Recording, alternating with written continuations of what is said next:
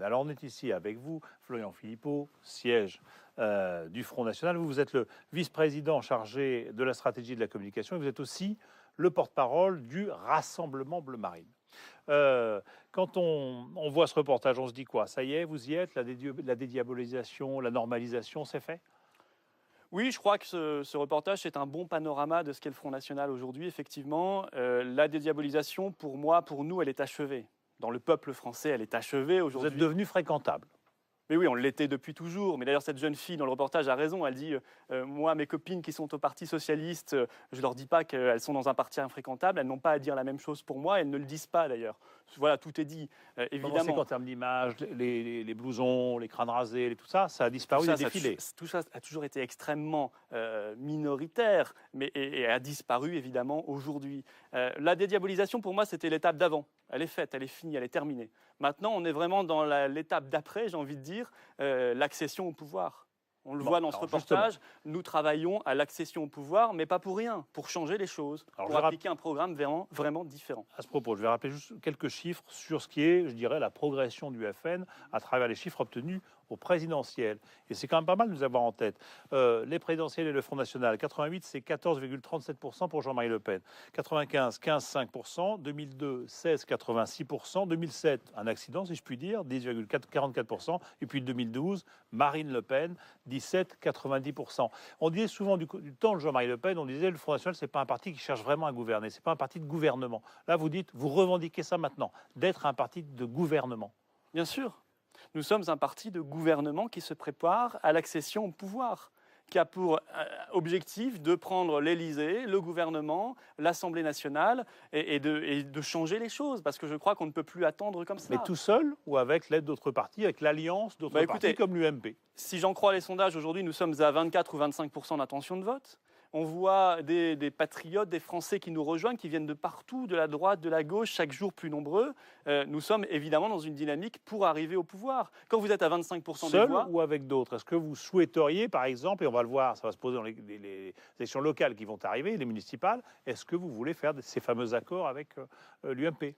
On veut élargir le mouvement, et c'est l'objet aussi du Rassemblement Bleu Marine, à tous les patriotes. On n'est pas fermé, on n'est pas sectaire. Il y a en France des réserves immenses de patriotisme, d'amour du pays, qui viennent de la droite, qui viennent de la gauche, peu importe. L'objectif, c'est d'être sincère dans la démarche. Qu'est-ce qui fait que ça marche en ce moment pour vous, pour le Front National, d'après vous, à vous entendre? Je crois que les yeux des Français s'ouvrent grands. Ils s'ouvrent grand et ils ont compris que cette alternance PS-UMP depuis 30 ans ne menait à rien, qu'il n'y avait même plus l'alternance. Hollande a pris le pouvoir, on ne voit pas la différence avec Sarkozy. C'est le même traité européen, c'est la même politique laxiste. La crise, la peur du chômage, la peur du déclassement, la peur de la mondialisation, autant de peurs sur lesquelles vous jouez. La crise, le déclassement, la crise de la mondialisation, c'est la conséquence de leurs échecs, de leur politique. Nous ne jouons sur rien, nous ne surfons sur rien. Et ça, il faut tordre le cou à ce canard qui est insupportable. Nous sommes là pour proposer et nous proposons. Si les gens viennent... Vous n'entretenez pas ces peurs-là pour absolument pas. engranger Moi, je crois que des sympathisants ou des militants? Non, je crois que c'est le camp d'en face qui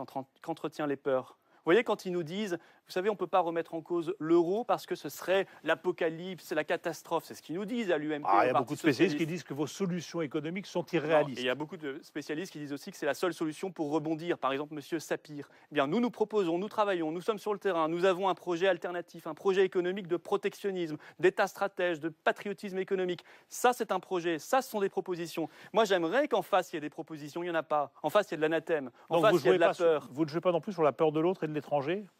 Non.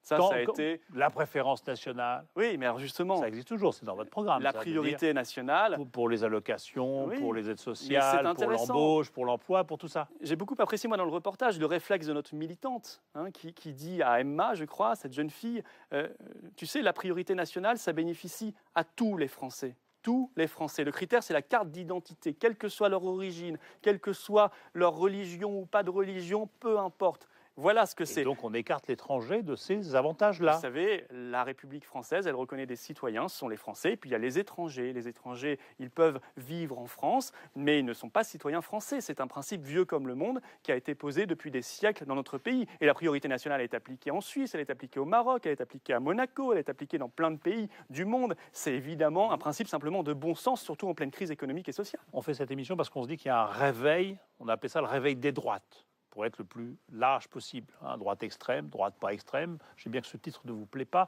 mais on assiste en Europe aujourd'hui à une montée des nationalismes et à une montée des droites et des extrêmes droites. Vous vous inscrivez comment là-dedans? Non, là, vous voyez, ça, c'est vous présentez les choses de manière négative, péjorative. Moi, j'appelle ça un éveil des consciences nationales. Un éveil des consciences nationales partout en Europe, c'est vrai, vous avez raison. Partout, on voit des mouvements comme le Front National qui progressent. On voit des mouvements patriotes qui arrivent de plus en plus au pouvoir parce que les peuples veulent revenir dans le jeu, parce que les peuples ne veulent pas être exclus de l'histoire, parce que les peuples en ont marre de cette Europe-là qui les appauvrit, qui les contraint à l'austérité, parce que les peuples en ont marre de ces alternances qui ne servent à rien. Avec des discours et des constantes, notamment sur la haine de l'autre et de l'étranger, qui apparaissent souvent comme le bouc émissaire, que ce soit les Roumains en Hongrie, que ce soit les étrangers plus globalement en Grèce. Aube Dorée, on en parlait tout à l'heure. Eux, leur programme, c'est la Grèce aux Grecs. On n'est pas loin de la France aux Français, c'est un peu la même chose. Non. D'ailleurs, permettez-moi sur ce point-là, je voulais faire une remarque importante dans cette émission. Autant votre reportage, je le trouve professionnel, il correspond au front que moi je vois toutes les semaines dans les fédérations, sur le terrain. Autant l'enchaînement des reportages, ce soir, les extrémistes d'une manifestation, le Front National au milieu, et puis les néo-nazis grecs, me semble scandaleux. Bon, mais en même temps, vous trouvez... dire, ça crée... Non, je finis juste cette phrase. Ça crée un amalgame, l'enchaînement de ces trois reportages, qui est absolument inacceptable. Le Front National n'a rien à voir avec tout cela. Le Front National condamne de la manière la plus ferme Aube Dorée et tous ces groupuscules qui, évidemment, sont dans des logiques extrémistes qui n'ont rien à voir avec le sujet.